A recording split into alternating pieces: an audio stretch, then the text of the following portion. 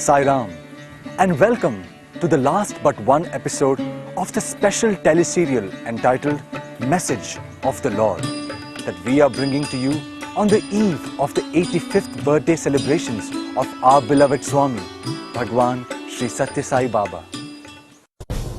Just to recap, after a brief introduction that was spread over the first two episodes, we spent most of our time trying to absorb the essence of Baba's message of universal love. And now, as we wind down and get ready for Bhagwan Baba's 85th birthday celebrations, it might be useful to quickly go over once more the amazing 8+ decades that the Lord has graciously spent here on earth entirely for our benefit.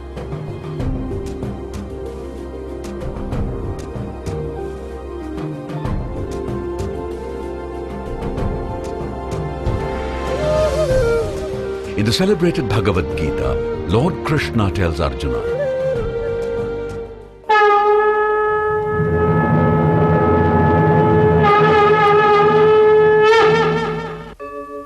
Yada yada hi dharmasya glanir-bhavati bharata abhyutthanam adharmasya tadatmanam srijamyaham paritranaya sadhunam vinashaya cha dushkritam dharma sansthapanarthaya sambhavami yuge yuge.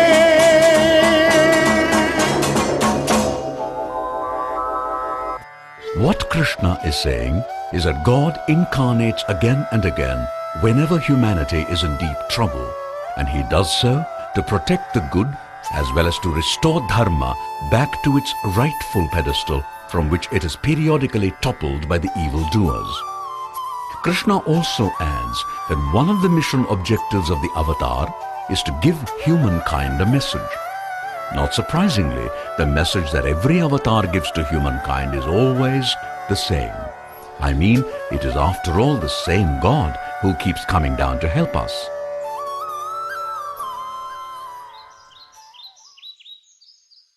The question arises, why does God have to repeat the message again and again? Krishna has himself given the answer.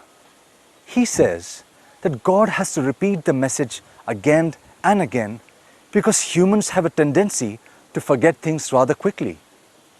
And Swami adds an interesting footnote to all this. He says that I have come to give you the message that would redeem you from this worldly bondage forever. But all that people seek from me are mere trinkets. And yet, I give you what you want so that one day you will earnestly yearn for what I have actually come to give. mercifully, whether we are ready for it or not, Swami has tirelessly given his eternal message almost from the time he incarnated 85 years ago. If you think deeply about it, our beloved Swami has not merely been tirelessly repeating all the good things we need to know. More important, he has also taken enormous trouble to help humanity at the macro level in different ways, and also to cheer and comfort us individually. And all this he has been doing just for our sake. Let's now do a quick flashback. You will recall that it all started from this little house way back in 1926. At that time, there was not even a road leading directly to Puttaparthi. Even in the 70s, Puttaparthi was quite rural. All the changes we now see have been quite recent. You might ask, why on earth did God choose to take birth in a remote hamlet and be born to poor parents? God never does anything without a reason, does He? What that reason is, we shall come to later. There was nothing very unusual about the early life of young Sathya, except that the villagers noted that Sathya was not only most loving, very compassionate and always ready to help, but also had a divine aura about him. Like all boys, Sathya too went to school, but left it abruptly and in dramatic fashion, despite the enormous promise he had shown as an exceptionally bright student. Having left school at the young age of 14, Sri Sathya Sai Baba, as he now became known, returned to Puttaparthi, establishing his first ashram, shall we say, in what was a mere tin shed. However, for those who had the blessing to share that roof with Swami, it was more than heaven. In those days, it was very difficult to reach Puttaparthi, since one had to first travel by train to a nearby town called Penukonda. Then, by a horse-drawn cart known as Jatka to the bus stand in Penukonda. Then board a ramshackle bus to Puttaparthi, transfer to a bullock cart in Puttaparthi, and, after travelling a few kilometres by the cart, do the last lap literally on foot while crossing the river Chitravati. However, none of these difficulties could stop the early pilgrims, for they had already been chosen and were drawn to the Lord incarnate by the sheer power of divine attraction. At times, Swami would even wait for the devotees on the other side of the river. Imagine that! Yes, non-stop flow of pure love became the hallmark of the old mandir, and there were any number of spectacular miracles too during that early phase of the avatar. But behind all that was the silent message, I am not what you think I am. I am verily the incarnation of God, come here to help you personally, uplift humanity as a whole, and restore dharma to its rightful place in society. Back in those days, when everyone was enveloped by Swami's amazing love and lifted to cloud 9, few realized that Swami had actually come with a mission and a message, both of which would stir the entire world, bringing people from all corners of the globe to Puttaparthi. How could those simple early comers ever imagine such things, since Puttaparthi was at that time still a village that got its first apology of a road only around 1950 or so? As Swami once told his students, when God comes, he always does so with a master plan. The advent of God in this Kali age was no exception, and as we told you earlier, by way of signalling to the world that he meant business, Swami moved on 23rd November 1950 from the Pata Mandiram to what was then called the New Mandir and subsequently came to be called Prashanthi Nilayam. In a sense, Prashanthi Nilayam became not merely Swami's headquarters, but as Howard Murfitt once described it, the place where all roads end.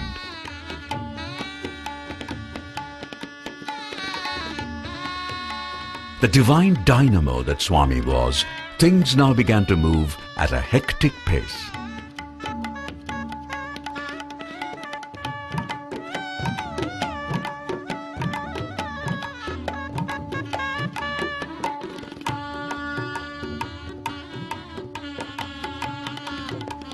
Daily darshans followed by bhajan singing and interviews for the lucky ones became the unique hallmark that began to attract crowds in larger and larger numbers.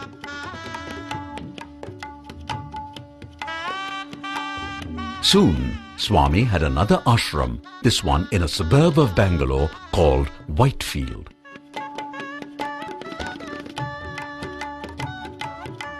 With God, spirituality is always priority number one. In the context of India, the Vedas represented the principal gateway to spirituality, and Swami's historic association with the Raja of Venkatagiri and his regular trips to Venkatagiri starting in 1950 played an important part in planting the seed of the Vedic spirit in Prashanthi Nilayam. While some confused spirituality with religion, Swami soon began to draw, slowly but surely, devotees from all over the world.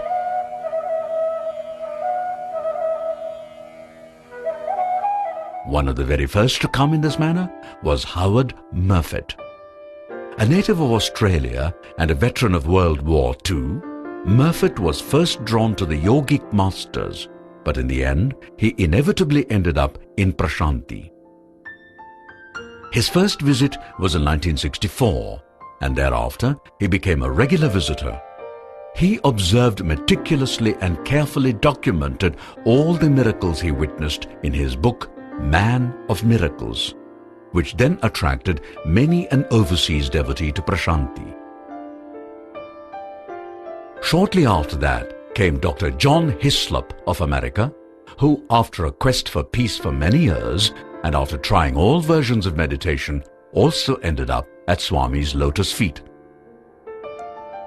Swami gave Hislop generous attention. Bhagavan also took great pains to answer all the spiritual questions that Hislop asked over many years. Later, Hislop wrote many books, all of which helped to increase the traffic of overseas devotees to Prashanthi.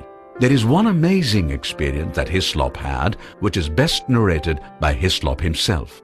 Here is a clip recorded by late Richard Bock of America. We were in India in the Bandipur forest at the time of Mahashivaratri, and Swami was driving around through the forest with several people to locate a place where the ceremony could be held.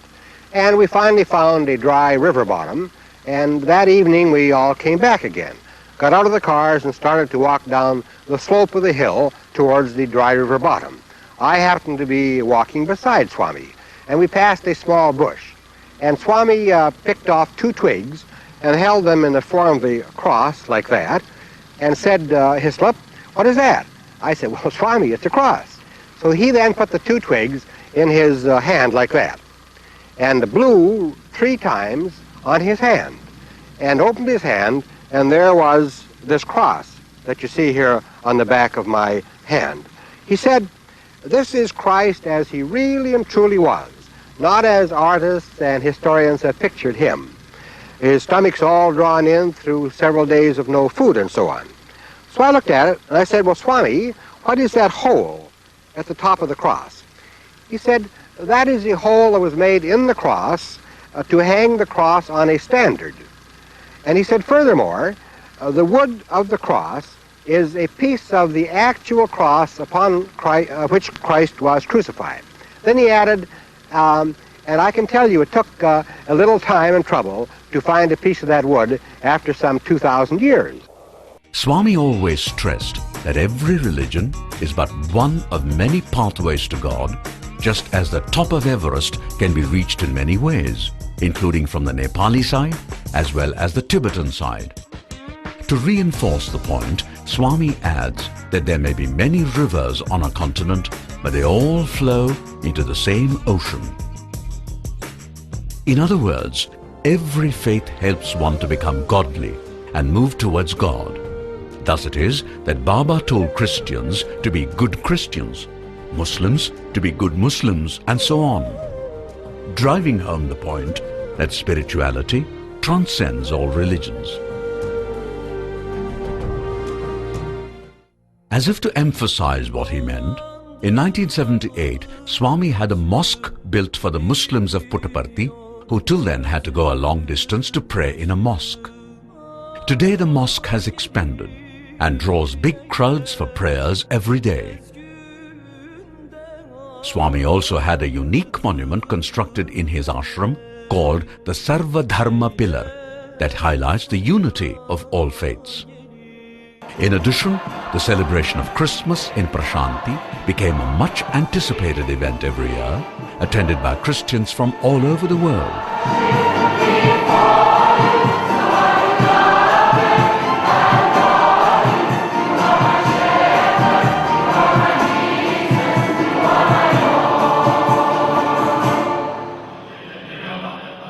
Buddhists too came regularly to celebrate their festivals.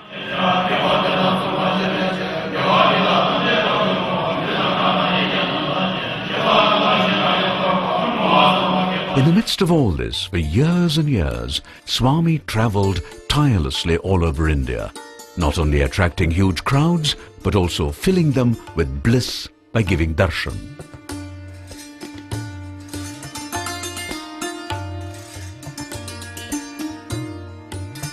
He also delivered innumerable discourses in the course of his travels.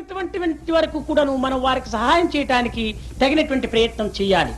మన యొక్క జీవితము నీతి నిజాయితీలపైన జీవించాలి.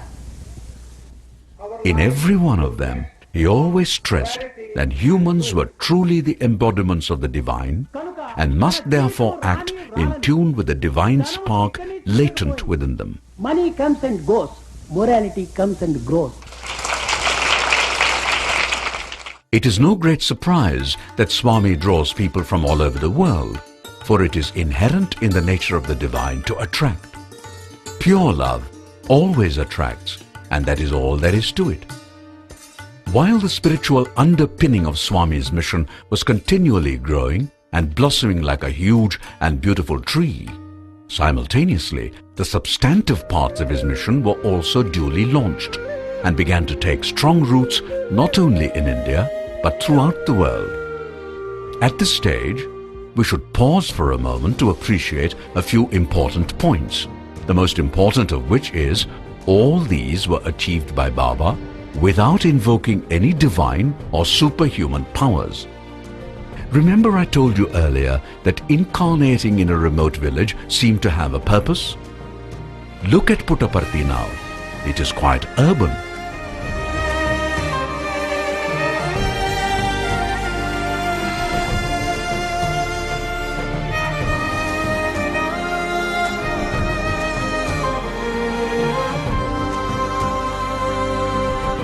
All this in what was once a village that was described in 1968 by a Hollywood movie director as being 160 kilometers from Bangalore and 10 minutes from the Stone Age.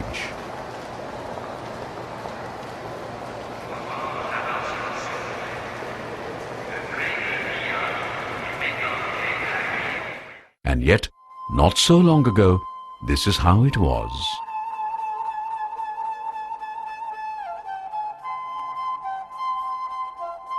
The point is that Swami is sending us this message. Look, I was born poor. I did not have proper education. I quit school at the age of 14. India was not free then and quite backward. It was impossible even to have the kind of dreams I promised I would achieve. And yet, all that happened. How? Because of the power of pure and selfless love. That love is in every one of you. God has given that limitless treasure to every single individual. Open the treasure chest and use that unlimited wealth. If you do that, anything can be done. I have told you so many times, I am God, but so are you. If you have that faith and are ready to tap that wealth, then there is nothing you cannot do. Many people just shrug off and say, look, at the end of the day, if you don't have money, nothing can be done. Well, how much money did Swami have on 20th of October 1940? By the way, if you raise the question of money with Swami, you know what his reply would be? He would simply say, money is needed, no doubt, but it is not the most important requirement. What is needed is a pure heart to start with, lots of compassion for those who are suffering, a firm as well as unshakable determination, and the willingness to sacrifice to any extent. Add to all this pure love, and you are off to a great start. You too can do it if you really want to. Why do I say so? Because God is right within you and His love is available without limit in your heart. If you are driven by selfless goals and tap this love, you can be sure that God's grace would make all that you want happen. In fact, much better than you could have imagined. Way back in 1947, Swami wrote to his elder brother and through that letter also announced to the world that his glory would grow astronomically in the years to come, and many would actually see it all happening in their lifetime. That indeed has happened. But people nevertheless ask, right now, following the fractures he suffered in 2003 and subsequently, we see Swami moving about only on a chair. Why is this? He has so much power, and if he so chose, he could easily get up and not merely walk but also run. What is the mystery behind this? This is an important issue, and we shall spend a few minutes reflecting on this mystery before we bring this episode to an end. Yes, innumerable are the medical miracles that Swami has performed. Way back in the year 1968, during birthday celebrations, there was a lady from overseas who was, due to paralysis, confined to a chair and had to watch all the proceedings from there. But you know what? Swami unexpectedly went up to her, made her get up and walk in full public view.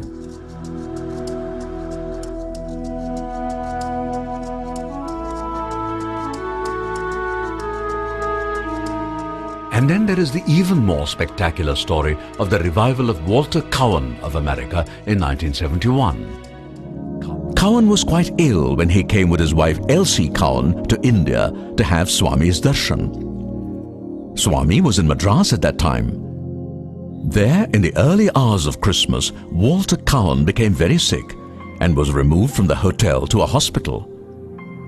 The hospital doctor examined Cowan and found that he had already passed away. As they say, Cowan was dead on arrival.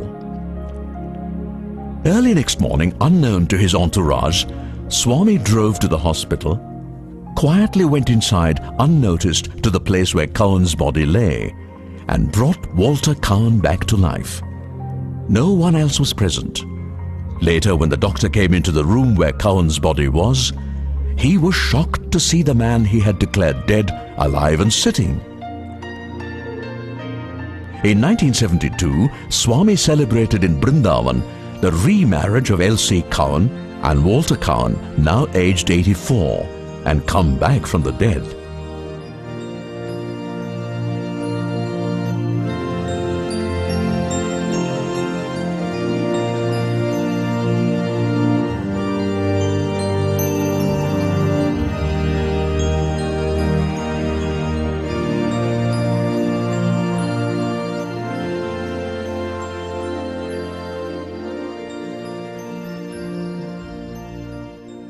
And so we come back to the question, if Swami can do all this, why does he not cure himself? He is divine, is he not? Swami has himself given the answer, but before I refer to that, I call your particular attention to the following facts. He is 85, but has never had to use spectacles. If he wants to read anything, he just holds the paper in his hands and simply reads the paper. Can anyone his age do that? Look at his hair. It is as dark as ever. Who at that age can boast of such a lovely crown of hair? By the way, he has never gone to a dentist, not once in all these years. Which of us can claim that? And his weight, steady as ever, no change at all. And just look at the glow on his face, especially when he is in a big crowd of devotees. Even now, I stress, who can match that? All this is enough to prove that he is divinity personified. But why then does he not walk? Actually, Baba has himself hinted at the answer.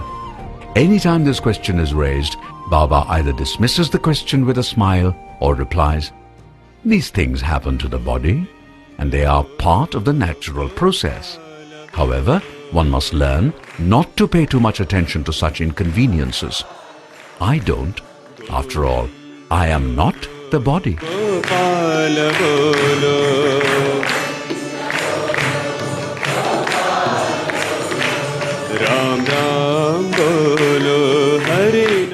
As Swami once told devotees, when God comes down in human form, he would act very much like humans.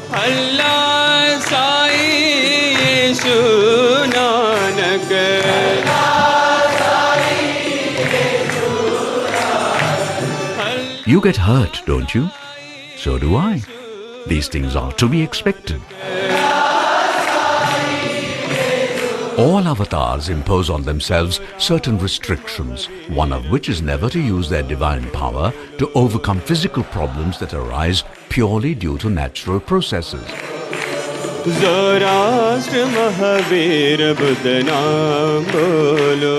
Sometimes I too get cough and cold, and even run temperature.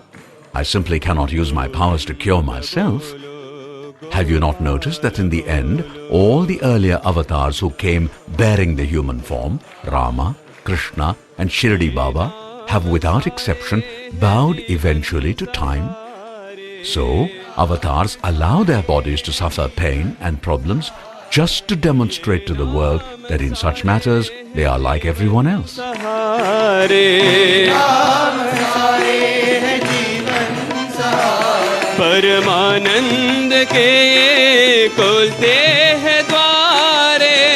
However, there are things where the way I act is different from what most people do. It is through those acts I teach my lessons, and it is those actions of mine that you must pay close attention to.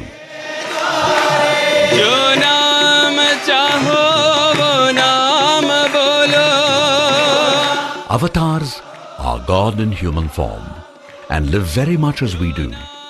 But what really distinguishes them is total and consistent purity and harmony of feelings, thought, word and deed.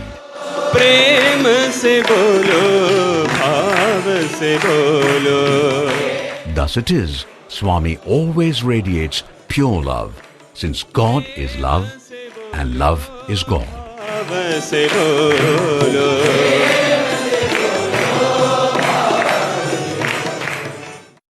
You may remember that Swami often says, I am God and so are you. The difference is that I know it, but you do not. Why is it that we are not able to know that we are God? Because of spiritual ignorance. How to banish that ignorance? By becoming familiar with the teachings of Baba and making earnest efforts to follow them. It is to make devotees familiar with the depth and breadth of Swami's teachings that we have made a special effort to bring to you this month-long serial. Just imagine how much sacrifice Baba has made at the human level for our sake. Yes, he is doing so much for us all the time. Should we not also try to do something for him by absorbing his teachings and following them? Think about it. Jai Sai Ram.